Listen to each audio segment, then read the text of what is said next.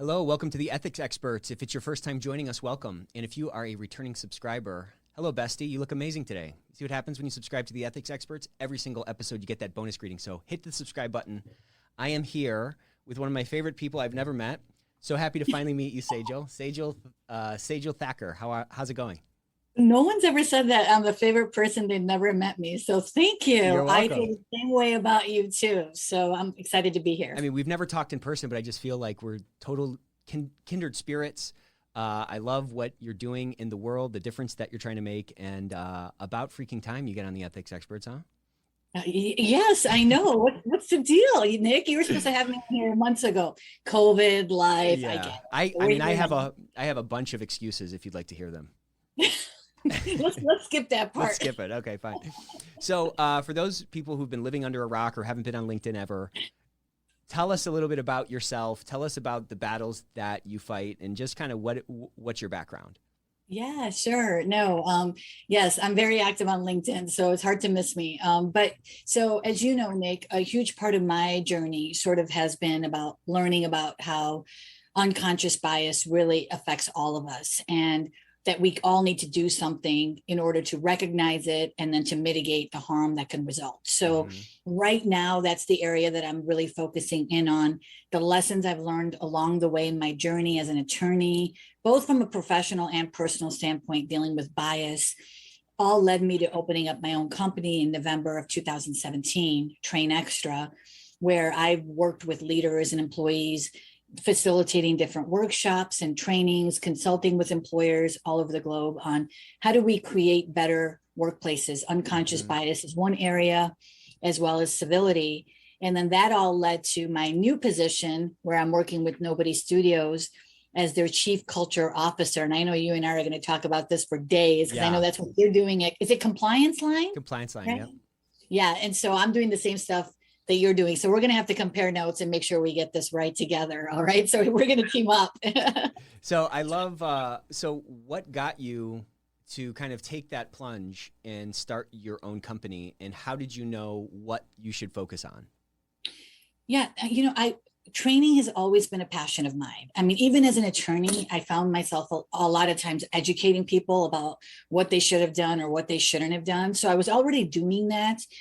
I also started doing a lot of training on the side. And really, as a litigator, I was conflicted a lot because I didn't want to come in once the lawsuit had been filed or the complaint had been filed. I really wanted to be more proactive and help create better workplaces. So that was a huge reason why I started my company, was because I said, I saw what companies were doing. They were good companies trying to create better cultures, but they were spending their money, I felt, in the wrong ways, or there were gaps in what they were doing.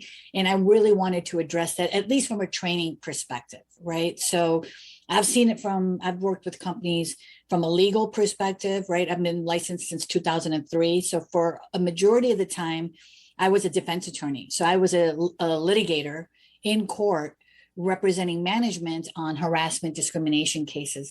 Then I did a lot of workplace investigations. And there I saw companies from the nuts and bolts perspective. So I got to see what actually was happening. And then I did a lot of training and got to see what companies were doing. So all of that combined, I was like, let's fill those gaps. And that led me to creating a program that I do a lot of right now. It's called Civility at Work. So that kind of, I feel like, fills some of those gaps that I saw that were going on. Yeah, I mean, our workplaces are broken. We spend all of our time in them. All these vestigial structures from the Industrial Revolution are still infecting and overlaying atop the knowledge work economy that we're in now. And people are really hurting in our workplaces. When you were starting, talk to me a little bit about like what that process was. I mean, at some moment, your LLC was formed or whatever you have. Before that, some light bulb turned on. Talk to me about what it was like as that light bulb started to turn on as you're in these workplaces helping them with various things. Yeah, it was really because I was doing a lot of the anti-harassment compliance training as an attorney, as well as when I was starting to do the training on the side. And I said, this is good, but they're only doing this to check the box. This is the feeling that I was getting, and not truly looking at how do we create better cultures or psychological safety, for example. How do we deal with bystander intervention? And so I was doing these trainings and I'm like, this isn't sufficient. We're only meeting what the law is requiring us to do. Policies too. You know, a lot of organizations were drafting their policies based on legal compliance rather than really looking at how do we focus on creating better workplaces, respect in the workplace, civility, bystander intervention, empathy. You know, all of these areas we're just missing. Right. Unconscious bias, huge one, you know. I mean, it's really sad that I started learning about unconscious bias and truly learning about how it works in after law school. It was literally in 2015. Right. So that means you're telling me that as an attorney, I went my whole career not understanding how unconscious bias works. I mean, I knew I had to deal with my own bias, and I started working on creating strategies around that early on, but I didn't really understand the neuroscience, the part, and a lot of this is just new, right? It's in the last decade. And so, but here's someone that's an attorney who wasn't exposed to it. So that just tells you that we have a lot of work to do. And really some of these topics like bystander intervention, unconscious bias, these are things we should be starting early when people are, when they're kids and children. Yeah, exactly. Yeah. So, you know, talk to me a little bit about like this unconscious bias thing. We've been hearing about it, you know, to your point, a lot more and more in the news and just kind of all over the place. Where do you see this sort of rooted in folks, and how do you see that sort of cascading across organizations? Like I'd like to talk a little bit about like the consistent behaviors you see, call those weeds that you consistently pull out of the various gardens that you go and tend to, and how that ends up kind of, you know, suffocating the other flowers that are kind of in the garden. Well, how does that end up playing out, you know? Yeah, I mean, I think when you talk about bias, right, the first thing is to understand that there is conscious bias and unconscious bias, right? So that's a huge distinction. And I think a lot of people, when you even just say that word bias, they jump to the conscious bias, the racism, the sexism, all of the isms, that the prejudice, the hate, and that's conscious bias. But there's a whole element of unconscious bias, right? So that's what's normal. That's what's, because we have a brain, our brain processes all this information, and that leads to us engaging in behaviors or actions towards other people without even knowing it. It's happening unconsciously. So there are two different issues and you know this too, is we've spent a lot of time dealing with the conscious bias situation, and that hasn't worked either. Yeah, so we still have a lot of work to do there. But I'm more focused in on the unconscious bias piece, because I feel like that is truly where we are lacking. There is so much lack of awareness on this topic, education, information on how unconscious bias works, how it really impacts every decision we make. And it's really educating people. It's to use these opportunities as learning opportunities and helping people understand that, look, it's normal. Let's normalize this conversation, but you need to understand what your own unconscious biases are. We all have them. They're all different because they're based on our own life experience. And so we've all lived differently. Our biases are also going to be very different. And so it really is empowering people so they could do their own work and understand it. And then from there, you look at it from, if you're looking at a culture perspective, we need to look at bias from both individual perspective as well as the organizational perspective, because like you said earlier, unless you've been living with your head under a rock, we all have acknowledged, or we should acknowledge, that our systems and processes are biased. They weren't set up for the type of diversity that we have right now. So we need to go back and look at those to say, okay, how do we mitigate bias in our hiring, in our promotion process, in our whatever processes you have? And it's not going to be something that we can do overnight. You know, it's going to be a process. You just take little steps, you figure out little things, you know, like just this morning, for example, I sent our leadership a team saying, hey, why don't we think about including in our signature blocks just a quick sentence in there to let people know that, look, you know, I'm a single mom, and I was homeschooling my son this past year. I respond to emails and I'm on Slack at all weird hours. Like it's usually at 1 or 2 in the morning after he's asleep. And for whatever reason, I'm excited about something and now I'm thinking about it. So and it's fine. It's not that I'm overworking. It's just, that's what I'm doing. Right. And so I said, let's just include this on every signature line for everybody, that it just says, look, I work at all different hours, but please take care of your well-being. Don't feel like, you need to draw your own boundaries and that's a priority. And I said, let's just put that in our signature line. So it's very clear to everybody that they don't need to feel pressure.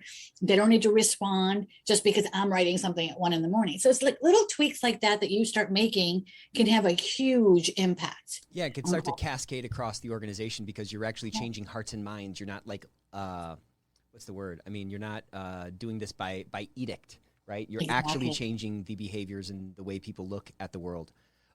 Take me with you. Let's do a little thought experiment. Like we're stepping into an organization and you're doing one of your trainings and you're hitting resistance. What's the resistance that you're hitting? Because I'm sure it's kind of a spectrum, right? Like there's probably some folks who are, yeah, I get it right away, and they're picking up everything you're putting down. And there's probably some other folks who are kind of sitting like this. Talk to me about the resistance and how you end up kind of melting that and what you think that's kind of rooted in. No, I never get any resistance, Nick. Well, you're amazing. Well, hire Sejal, please. Okay. Yeah, right. No, I get all kinds of resistance. I would say the biggest one is just the negative connotation associated with the word bias itself. And so that's actually what led me to doing my TedX talk, right? I was doing these trainings, and the minute I would say the word bias, people would just start disconnecting from that conversation. I noticed that people would start putting their arms up or start looking at their cell phone. And I've even had people actually raise their hands and say, I don't have any bias. And I was like, you sound biased. Yeah. You're biased. That's called blind. So what I started doing in my trainings is I started replacing that word bias to beliefs. Right. And saying, and now all of a sudden I was getting a different reaction. And I'm like, this is a huge problem because of the word itself has a negative connotation. We're seeing that a lot, even like diversity now. I'm trying to figure out a way to not use that word diversity as much because people are associating that with just representational diversity. And they're forgetting that it also includes all this other kind of diversity. Yeah, right. The cognitive diversity, our personalities are, we're all different. Right. And but because this last year and a half has put such an emphasis for obviously obvious reasons, that now some people are feeling like that word itself has a negative association with it. And I could see that perspective. So here's the thing, if we want to make change, we have to be sensitive that words matter and certain words are going to, and so I made that tweak and I saw a significant difference in how people were getting that, being receptive to that information. So I think that's a good sign when we need to look at our vocabulary and kind of evolve as we all evolve. Because here's the thing, I didn't want to leave anybody behind in my workshops. I am talking to every single person in that workshop, period. That's why I went with it from the civility angle, is that I didn't want anybody in there saying this diversity stuff doesn't apply to me or this bias stuff doesn't apply to me. I'm like, how can I create a workshop that every person in that room is invested and does care about that information, right? It has to touch every person in there. And so tweaking language, figuring out different ways is all part of the process. And you got to get used to feedback. Yeah. I get. And what kind of struck me is that you have a certain fluidity with this and you have a willingness to kind of flex and move words around to get the point that you need to get across. And that's really rooted in some kind of persuasion, a bias for persuasion versus beating it over the head with, beating people over the head with it. Where do you think that comes from? Is that rooted in just the way you go through life? Did you learn that from your litigation background? Like, what is at the root of your persuasive push to change people's minds?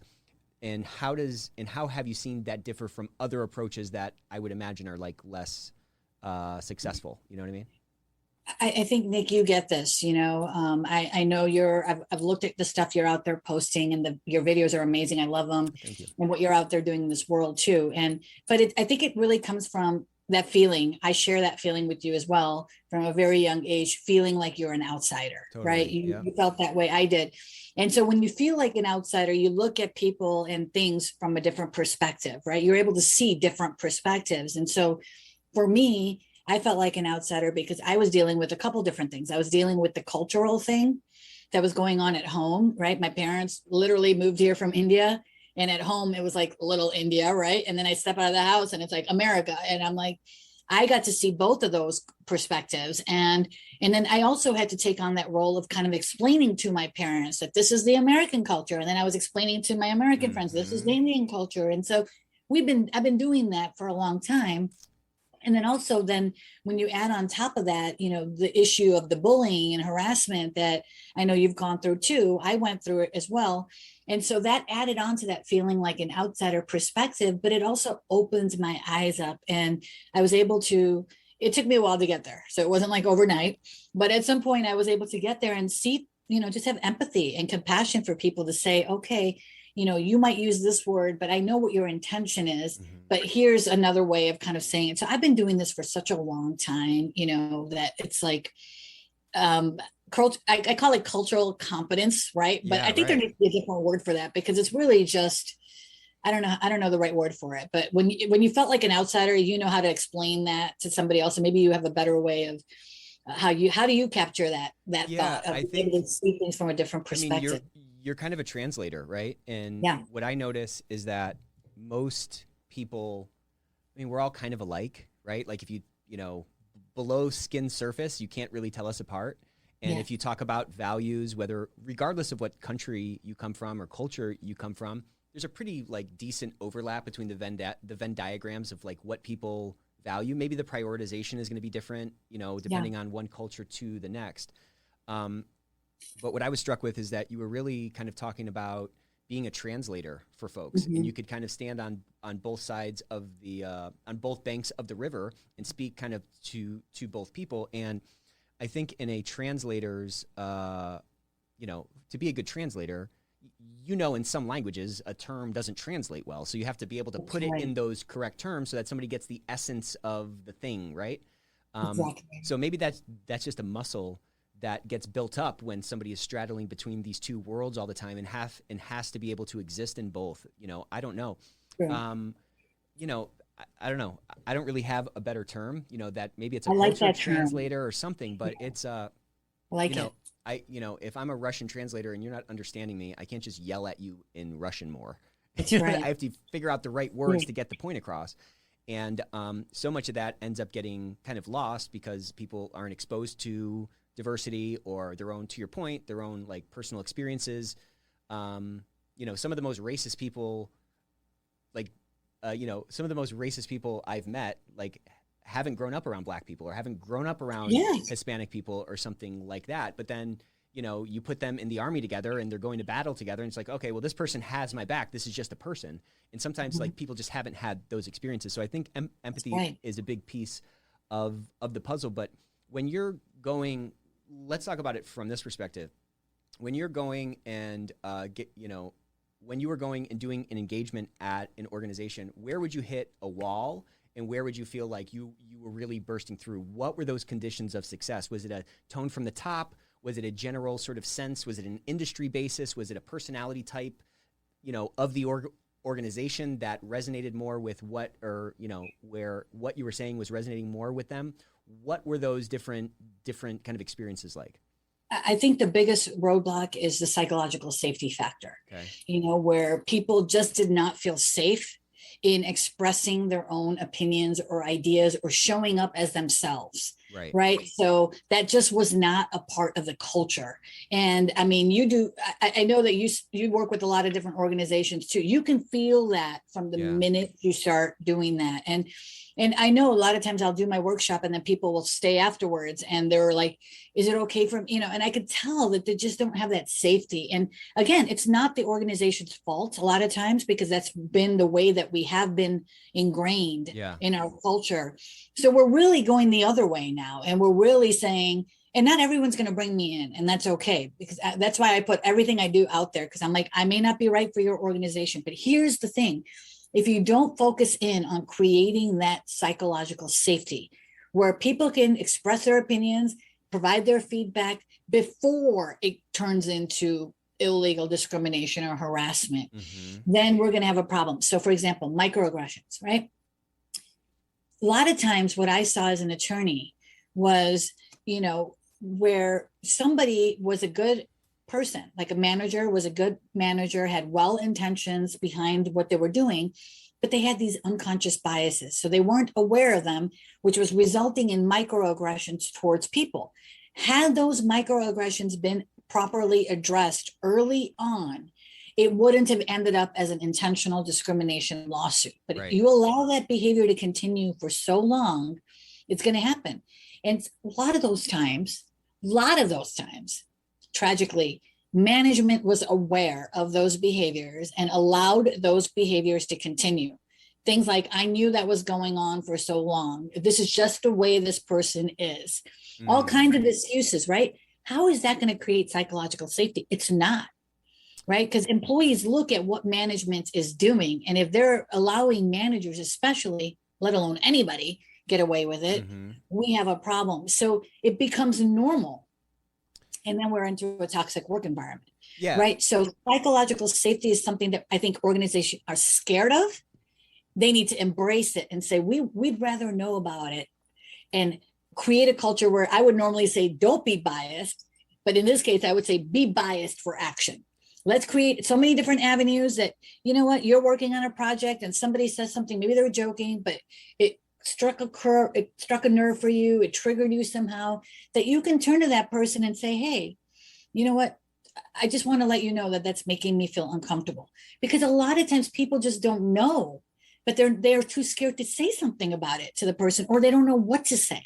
They don't know how to say it, right? And this was a piece that was a huge piece that was missing from a lot of the compliance training I was doing, was we weren't equipping people with practical skills. And, you know, you could say all day long, you can't do this or don't do this. But if you don't know what to do when you're facing that situation, that's where the problem is. Yeah, it's almost like we're saying, well, hey, here's a cake. You got to bake a cake. And here's another cake. Bake this cake. And everybody's like, well, I've never baked a cake before. You need to give them those ingredients and tell them how to mix them together and what to set the oven at in order to get that end product. I found it interesting you said that, like, companies are scared of psychological safety. What's that all about? Yeah, well, they're scared because they don't want to know about the problem, because then they got to actually fix it. They got to do something about it, right? And so oftentimes we see that they know about it, and then all they do is put a Band-Aid on it. They don't go deeper. So, for example, I did a lot of workplace investigations.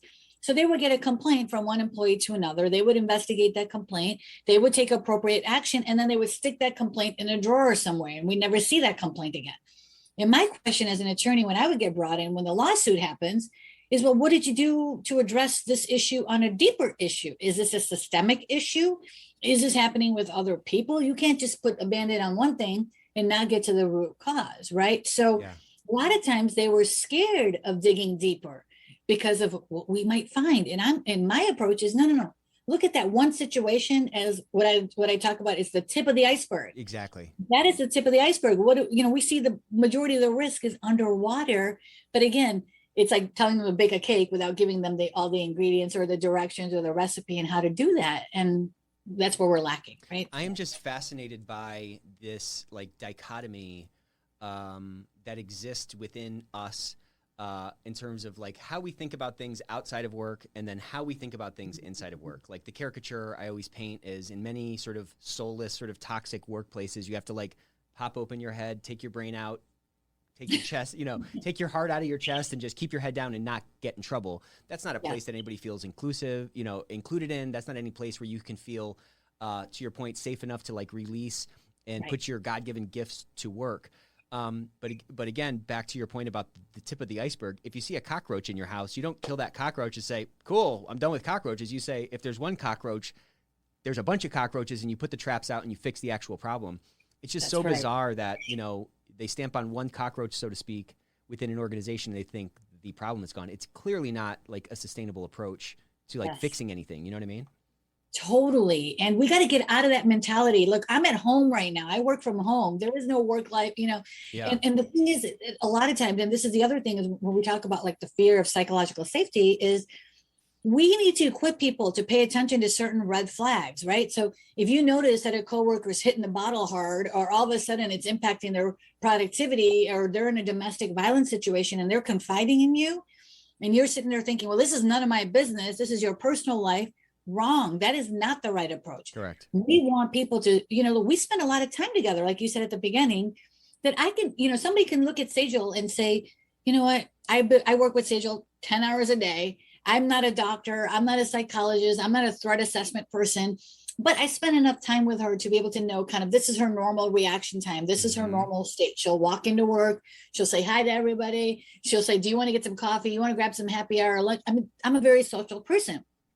But now if all of a sudden you see I'm coming to work and my hygiene is deteriorating, I go straight to my office. I don't talk to anybody. I shut the door. I put my headset on and I'm totally different.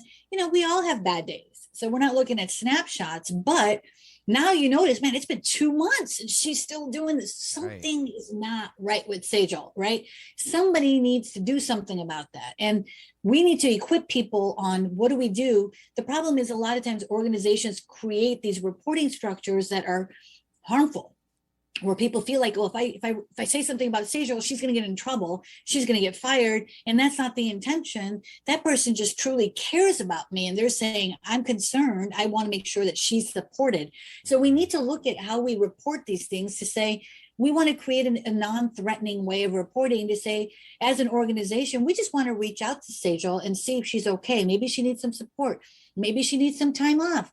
Maybe she needs a break, like whatever it is. But as an organization, we need to empower all the employees to say, hey, let us know, or maybe reach out to Sejal and to say, hey, Sejal, is there anything I can do to support you? I noticed, is there anything you want to talk about?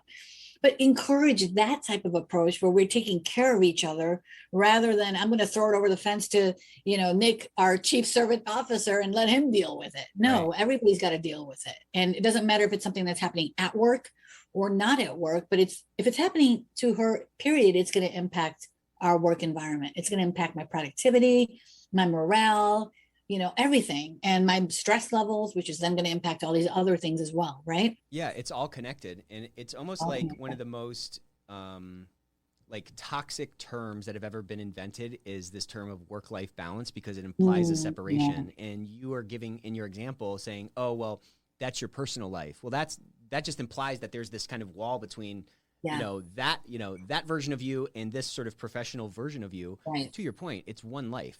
And we're not machines.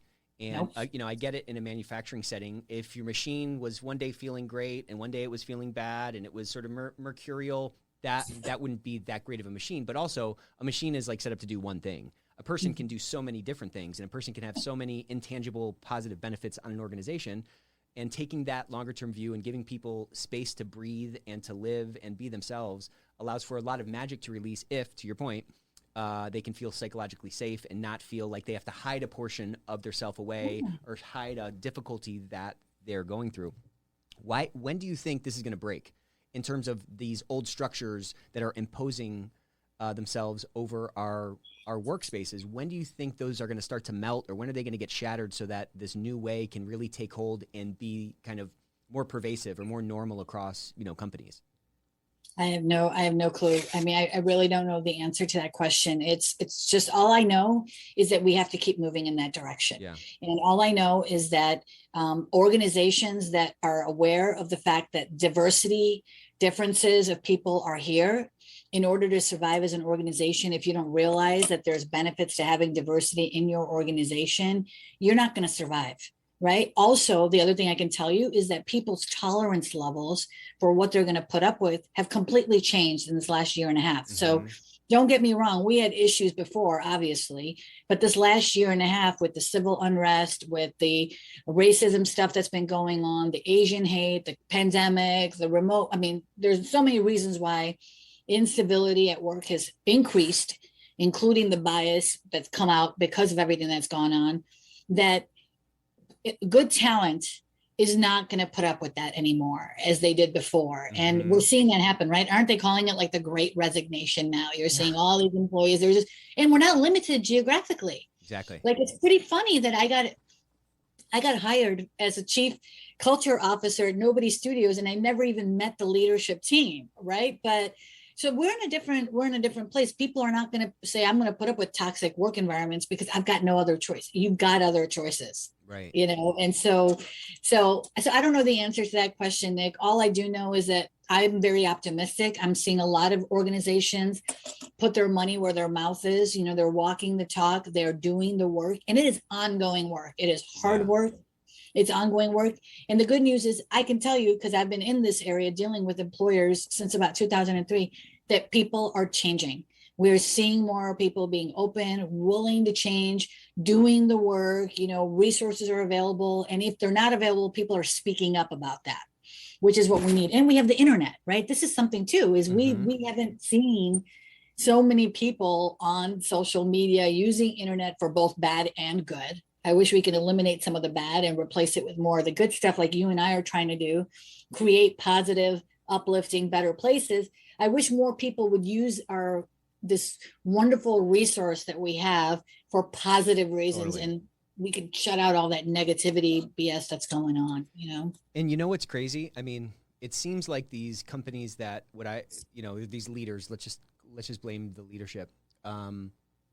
The leadership that is so, myopically focused on dollars seem to be losing out on a ton of potential by releasing magic from their workforce if they can just fix a little bit of what we're talking about, a little bit more inclusive, a little bit more psychological safety, a little bit of a longer-term view of someone, a little bit more focus on work-life harmony versus work-life balance or whatever that fallacy is. And what's interesting is that when you do that, they end up getting the results that they're myopically focused on, right? Like you end up getting more discretionary effort from a workforce. You have a lower turnover. You have higher employee retention. All these things drop directly to the bottom line, but we've just grown accustomed to, hey, 15% is going to turn over every year. Employee engagement is going to just kind of hover around 70%. Those are all those are all examples of dead weight loss in our businesses that are tied down to how people feel. So we can make little tweaks and have really tremendous impacts on our organization. Let me ask you this.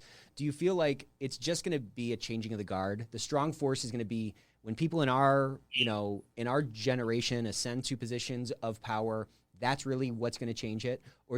Or how do you find, or what kind of successful ways have you found to get those people, those sort of people who think about it the other way, so to speak, get them to turn those light bulbs on? What kind of mechanisms do you have, or what kind of persuasion paths do you see actually working? Yeah, I mean, again, I like, what I'm out there doing. I look for every opportunity to continue talking about these topics. I mean, like last year when COVID happened, I lost my business overnight. I was like, what am I going to do? But I've got so I just started doing all these podcasts as a way to kind of so you have to be creative about how we get our message out there and what's the result we want. From an organizational standpoint, look, at the end of the day, we know it all starts and ends with leadership. If your leadership isn't brought in, doesn't matter, it's not going to happen, right? So the first step is really to get the leadership buy-in. And, I feel for HR because I feel like they're always sort of carrying that torch, and it's a hard job. But I'm sorry to say this to all HR people, you've got to do it. You've got to make the case. You've got to find a creative way, whatever way it is, to get the leadership buy-in and keep pushing against it, and even if you don't get it the first time, figure out a different way to get it up there again and keep doing it. And here's the thing is you're actually doing your organization a favor. Correct. By continuing to push on that. And if you find, and this is what I told a friend of mine who was in HR at a company, and I said, you at some point need to decide whether this is the organization you want to work at. Because she was so frustrated because she's like, Sejal, I bring these ideas up all the time on diversity and inclusion. And it just kind of gets put on the bottom of the list every single time. And she's like, I feel like I'm just going up against the wall. And I said, it's probably not the right place for you. You got to make that very clear. I mean, I had the same conversation with our CEO, when he was kind of asking me to be their chief culture officer. I'm out there intensely advocating for this stuff. Like, I'm not just saying every once in a while, every day I'm hammering diversity, inclusion, and civility. So I said to him, I go, what I'm out there doing. So I'm going to be doing this inside, just like I'm doing it outside. If you bring me in, are you sure you want to bring me in? Because I am not going to change what I'm doing. And he's like, no, that's exactly why I want to bring you in, because these things are important and we need to make sure we do this right. And I'm like, all right. But it's not going to be the case. And sometimes, you got to walk. If you're feeling that your organization isn't lining up with your core values or what you're doing, this applies not to just HR, but anybody. Walk. Right. Find a place where you can be you, where you feel fulfilled. You have those options now. And I'm a true proponent of do not stay in an environment that you're not happy. Seriously. You know, it's interesting you said that we have those options now. You're absolutely right. We have more labor mobility now. There are way more organizations that are that kind of think that way. And Yeah. we have to vote with our feet at some level. And, you know, what's kind of sad, I mean, you're obviously a very passionate person. You're obviously you're kind of walking down your purpose path. You can always tell when someone is on that correct path. There's a fire in them. There's there's an energy to them that really can't be faked. It's you can tell when it's artificial. And what's really sad, I think, is that there have been people that have lived and died and gone through their entire careers without ever feeling like, man, my purpose is really, there's a deep overlap between my purpose and the work I'm doing for my company and my company's mission. That exists. And when you try swimming in that pool, that's a much nicer pool to swim in than, trying to swim upstream in an organization whose values truly at their core, look, everybody has a nice website. Everyone has nice values on the wall. What's actually being lived out in the organization? If that's not resonant with you, you got to move on. Great point. Yeah, or do something about it, right? I mean, we can all push a little bit, we can all try a little bit, but and the other thing is that a lot of people are reinventing themselves. Mm-hmm. So when we were feeling kind of boxed in to, I've been there as an attorney. I knew early on that I don't want to be a litigator. This sucks. I'm not working around the clock. It just didn't match up with my personality. I'm more of a conflict resolution person. I'm more so I knew that, but I did it because it's the way I was supposed to be, right? Oh, you became an attorney. This is like your path. People forget that. Like now people are saying, actually, no, I'm going to reinvent myself. If I want to do this, I'm going to do this. If I want to do, and there's all kinds of resources available. You can take all kinds of training, all kinds of courses. People are saying, we're not going to look at the resume. We're looking at skills. Here are some of the skills and what we need. Experience is not even being that important anymore. Right. I mean, I've never led a company and developed their culture strategy before, ever. But right. So what? I've been talking about it. I've been training on it. I'm passionate about it. I'm going to nail it. I'm going to try my best. Right. I'm confident in what I'm going to do and how I want to do it. And I'm supported by a whole team of people. And I don't know all the answers. I do not know all the answers, but I'm going to do my best to figure it out. And I'm going to get feedback. I'm going to run everything I do. Like as far as I'm like putting it out to the leadership team. Here's what I'm thinking. What do you think? Give me your feedback. If it sucks, let me know. If you think it's good, let me know. And then we can tweak it and figure it out. But that's the thing is just for example, when I read your title, Chief Civility Officer, Captain Culture, right? You are putting it out there that this is what I'm about. Anybody that sees that brings you into their organization is going to know that you are so passionate about these topics, right? You bring someone like that in and you try to change them, what's going to happen? It's going to break. If you take their passion, they're going to last maybe 2 months, 3 months, and then you're going to lose good talent. Some of these organizations have had people on their payroll for 20 years who don't match up with the values of their organizations. That's why all these people are now leaving. And we have this whole work from home or gig economy because people are like, I'd rather work 2 hours a week or 2 hours a day versus 8 hours and take a pay cut and actually be doing what I'm passionate about, right? Versus what you want me to do, right? So yeah, and those people are, to your point, the quickest ones to leave. And they're probably the ones that have the most options. And they're and I was struck by something you were saying, like you haven't done what you're doing before. And I want to get into that story and what that decision path was like for you. But, I think outlook ends up driving the outcome. There's outputs in the middle, and those outputs you're going to try different things and you're going to experiment with things. But the way you see the world, that's really what's going to drive the outcomes. And, good on this leader who you've partnered up with for this role to see that, hey, irrespective of whether she's done this before or not, she has the right heart and she has the right brain and she has the right drive, and we're going to figure it out. How did that happen? Tell me about, at one point you didn't have the job, now you have it. What was that path like? How, what concerns did you have before you took that plunge, and how have those concerns been allayed, and what kind of things did you see once you transitioned that made you feel like, okay, I'm at home, this is where I need to be? Yeah. So, Mark McNally is our CEO. We had mutual connections on LinkedIn. So he saw some of the work that I was out there. I was advocating for it. He knows I'm really passionate about workplace culture. So initially he approached me as being a co-founder on one of the companies he was building called Wellbridge. It's just an internal name that we're using right now.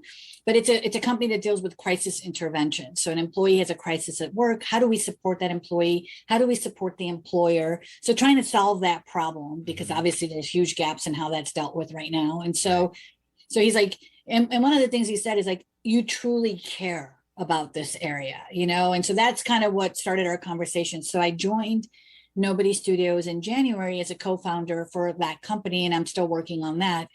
And then sometime in March, April, we started the conversation of, he asked me if I would join the leadership team as their chief culture officer. And again, he was watching what I was doing out there, and he's like, civility, diversity, inclusion, psychological safety, belonging, all of these are areas that I want to make sure we do it right. Mm-hmm. And so, again, I think this says a lot about him and the leadership team for bringing me in, because this, I mean, most startups at this early stage, we're really young. They're not really looking at culture. They're all about innovation and how do we get the best idea out there and how do we build this company, not really looking at culture, especially when you're working remotely. Yeah, culture takes the back seat, right? If at all, it's on the, and so it says a lot about him for bringing me in early on. But also the fact that he wants to ingrain this right from the beginning into what we're doing, right? So yeah, so tremendous foresight he has. Agreed. And he's very successful. He's had like 14 startups. He's got this amazing background. So I'm truly humbled that he saw me as fit for this role, because I know it's a huge value. I mean, one of our core values is people first, right? So I know that he's putting it out there and putting me in charge of this role. So I don't take it lightly, and I'm gonna do whatever I can to make sure that we do this as good as we can. And again, it's not going to be perfect. There's no solution. We're going to just try different things. But one of the other reasons why I really enjoy this journey is that it allows me to scale my work, right? So I'm already out there talking about this stuff. I've been working with organizations for a long time on developing their policies, their processes, their training, investigations. So I've touched a lot of these pieces. So now to be able to work with from the ground up on helping to create the strategy that touches all of these different pieces, it does bring a different lens to the table. And, he's built these companies before. He knows how to create high performing teams. So I think together we're really going to be able to create something that matches up with kind of what his vision is and brings into what my passion and my fire is, and bring that together, right? So I mean, what an exciting opportunity, and also kind of what a scary opportunity in a way. Like, you're kind of brought in to drive a bunch of change in a remote setting, talking to people only over Zoom. So I'd love to kind of dive into that. Like, what was that like? What was your first week like? How did you prioritize like what initiatives you were going to start pushing? Like, how did you identify, which of these different arrows that you kind of mentioned in your quiver needed to be fired first? And then how did you start to kind of drive that change? Of course, it's an ongoing thing, but just kicking it off sometimes seems like so overwhelming, nobody gets moving on it. You know what I mean? Yeah. I mean, I have to say, like, one of the things now, there's so many reasons why I love working with Nobody Studios, and I'm doing it part-time right now, right? So I'm still doing my TrainX for stuff. So I'm putting in about a couple days a week there right now. But one of the things I really love working about there, we have an amazing leadership team. Like, literally every single person on that team cares 100% about culture. Like, there's no question about it. Amazing. Right? And so for me, I got to vet them just like they were vetting me. Great. For those first couple of months that I was on as a co-founder, is I started attending some of these meetings and building these relationships and really making sure, wait a second, are these people really aligned? Do they really care about the culture? Or is this, I've seen it so many times, where are we just saying something and then we're not going to really do it, right? So that was going to be a deal breaker for me. So the leadership team, even though I'm in this role, I'm not doing this alone. We are all invested into this role. They're all supportive. Like I said, we have a Slack channel where culture initiatives, and I just throw it out there and here's what I'm thinking about, and give me your feedback. And so we have a very supportive environment for that goes. But yeah, it was weird. It was odd coming in and you haven't met anybody. We actually just had our leadership retreat three and a half weeks ago, where I finally got to meet everybody in person, and it was amazing. I mean, it really did. It's so different when you meet people in person. Like, even if you talk to these people every day, being in person just really connected us, right? So it brought us together even more, having that connection. And so, but yeah, it's just a different world that we're in now, and in fact, everybody else that we're bringing in, we're not doing in-person interviews. Everybody's getting interviewed on Zoom right now. People are working all over different time zones. This is just how it's going to be, right? So one of the things I would love to meet with you offline too, is one of the first things I'm working on is our onboarding program. And especially because it's virtual, and trying to figure out how are we going to make people that are different cultures, different religions, different time zones, different everything feel welcome. Totally. On their first day. But yeah, so as far as priorities goes, this is what I love about Mark, and I work a lot with our chief of staff. They're really, really good about prioritizing, really kind of, let's have you, here are the, we have 20 things that we need to work on this by the end of this year. Here are some of the priorities. And then really kind of leaving it to me to figure out sort of what I'm going to work on when, and really kind of taking a hands-on approach, but also being very available to say, every week we have check-in meetings where we're meeting with them. I met with our leaders, Mark and Tiffany this morning. We meet, we check in, we have a Slack channel. So we communicate constantly, but really how I get to the end point is really up to me, and kind of figuring out the strategy. But again, everybody's available. And, now with the internet, like, we could do all kinds of research and figure stuff out. And again, I love what Mark always says to me. He's like, look, I don't need you to be perfect. I don't need you to give me something that you're going to be like 100% comfortable with. Get to 70% and then bring it over, and let's talk about it and let's figure it out. But don't bring me like 30% where now I have to do the other 70. Like, bring me 70 or 80% that you feel like this, you put a good effort in, and then we'll polish the rest of it up. Right. So a lot of just asking. I have no problem asking, what should I be working on right now? Or what's priority? Just tell me what you need me done and I'll do it. Right. And so, as you stepped in, what was the biggest kind of immediate opportunity that you saw? Really, right off the bat, it was about, they had been working on an excellent set of core values. And here's kind of what we believe in. And my right away was, okay, we need to break this down. So what those mean, but let's break it down, make sure that we communicate to everybody what these behaviors look like that align with these core values. So one of the first things I'm working on is putting together kind of like a culture manifesto is what I'm calling it, right? So aligning those core values, because like you said, we can have the best core values on the planet, but nobody knows what those means. They're meaningless. Right? So correct. I want it to be very clear to people coming in. This is the kind of behaviors that we expect. This is the kind of culture that we're striving for.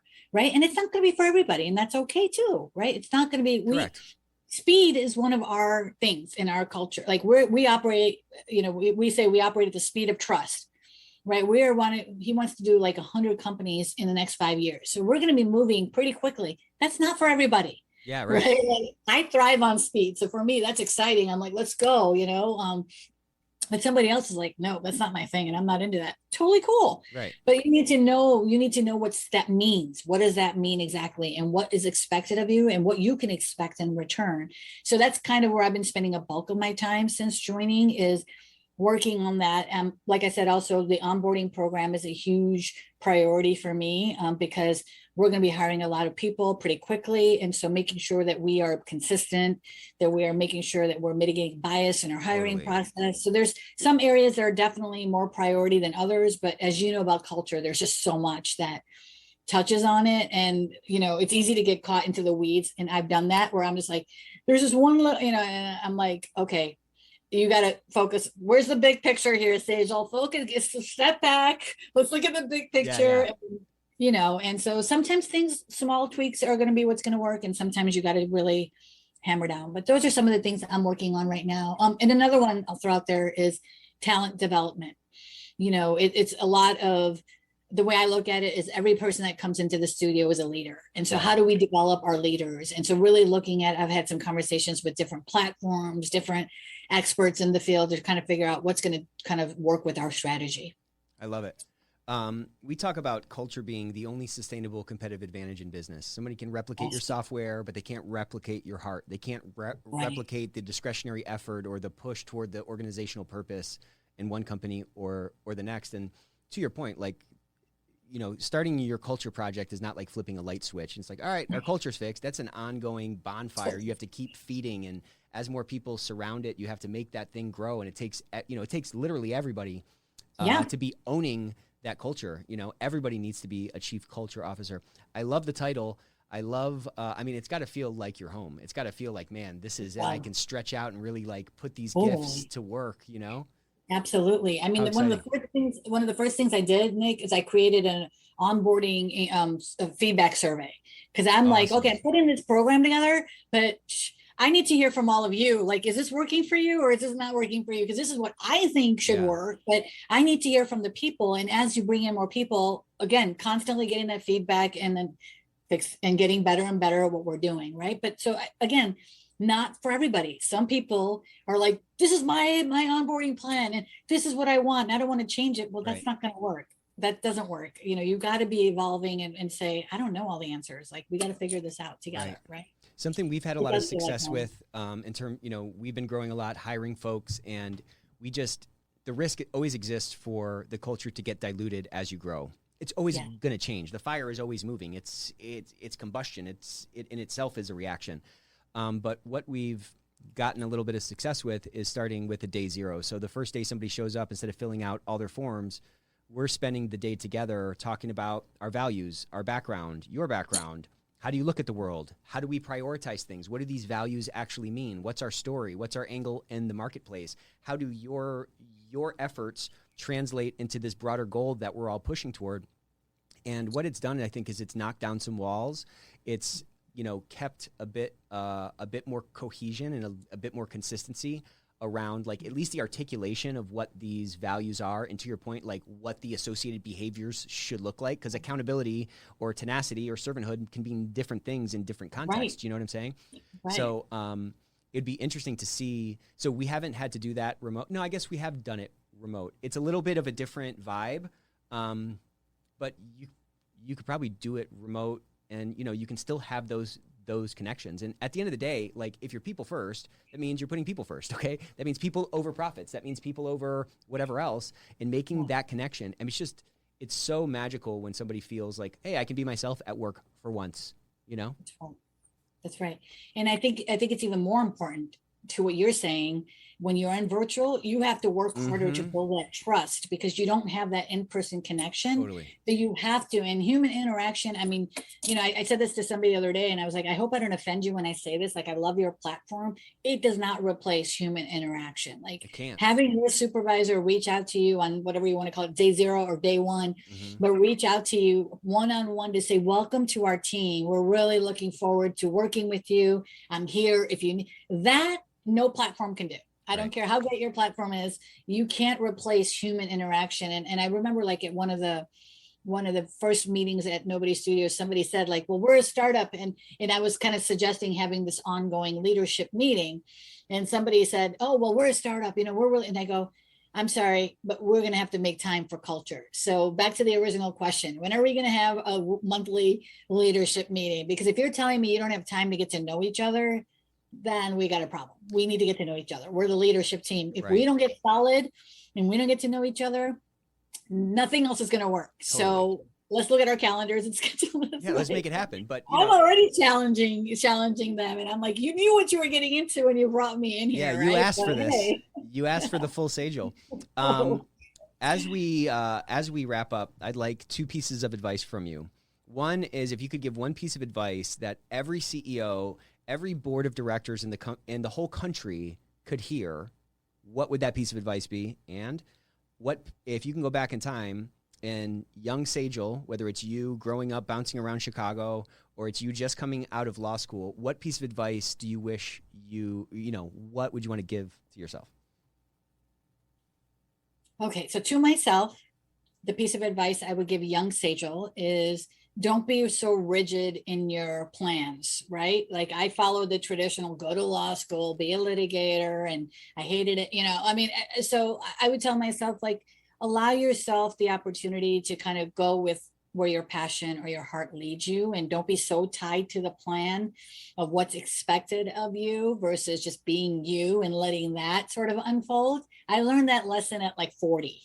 Okay. So up until 40, I think I was very rigid. I mean, I still, I think I was very much following this plan that was whoever came up with for me. I had 40 and that plan went out the door and I'm like, this is my plan now, right? We're doing it my way for the Yeah. rest of my life. So Super that would be freeing. my, Yeah.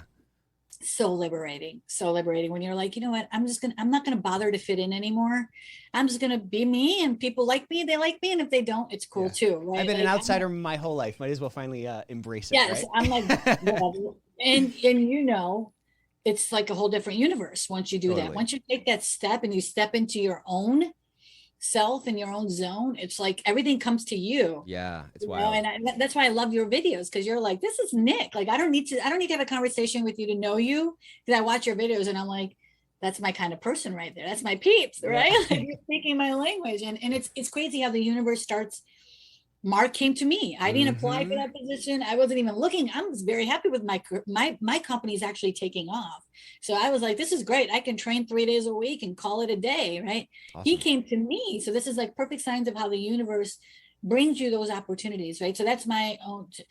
For leaders all over the place, again, I think for leaders, I would say, you probably have 5 things you want to say. I've got so many things. I'm trying to pick which one I want to leave here with is, okay, I would tell the leadership teams to really, really empower their employees on unconscious bias. That would be my advice. And I think the more you empower people, because people are running your processes, they're the ones that are making these decisions, the more you empower. And it's not just to say, because I got to put this out there. I'm seeing a lot of people saying, throwing a lot of dirt at unconscious bias trainings and how they don't work, and how, first of all, nobody is saying one unconscious bias training is going to solve the world's problems, right? If somebody's saying that, they're probably tripping and they need help, right? But most people, when we're doing this work, it's because it does work. It works in the sense of it's opening perspectives. It's opening people to different ways of looking at themselves. So my trip would be for every organization to empower people with this knowledge, right, and let them know that they have to do the work on their own, and give them the space to be able to do that work. That is going to solve so much and create better cultures just on its own. When you start realizing, when you start doing this work, you start to see that, wow, this is my limited view. I'm walking around with blinders on, and now I open it up and I'm like, whoa. So you felt like an outsider, Nick, and your reasons for why you felt that way are different than mine. But wow, now we can share this pain together, and that's going to connect us. Totally. And so we start to see how interconnected. That's my favorite word now this year. Interconnected is my word of the year. I love that because it's just so powerful. So that would be my advice. I love that advice. And, it's funny when people say, well, that training didn't work. That's like saying, well, that cycling class didn't work. I didn't lose a pound. It's like, well, you have to change your lifestyle. You have to get healthy. You have to go to a lot of these classes, but it's only ever going to happen from, like, to your point, a commitment to that end goal or this vision or this vision of this new state of the world. So, Sejal, I love your heart. I love your work. Thank you so much for coming on the Ethics Experts today. Where can people find you? Where can they learn more about your companies and your work and things like that? LinkedIn is the best place to find me. That's the only social media platform that I'm on. I'm very active on LinkedIn. I'm constantly putting out articles and information that is helpful on everything we've talked about. My own website, trainextra.com, is TRAINXTRA. If you want to know what kind of workshops I offer, and Nobody Studios, follow us there because we're doing a lot of great, fun, exciting things. We've got some cool announcements that are going to be coming out soon. So follow Nobody Studios. We're on LinkedIn as well. And don't hesitate to reach out to me. Look, I am seriously, and Nick, I know you're like this way too, is I love sharing information on this. If I can introduce you to somebody to help you with something that your organization is dealing with, I love to use my connections and help in that way. So don't hesitate to reach out to me. Awesome. Well, thank you so much for your time. Thank you for all you do. I'm honored to be fighting alongside you every day. Everybody, until next time.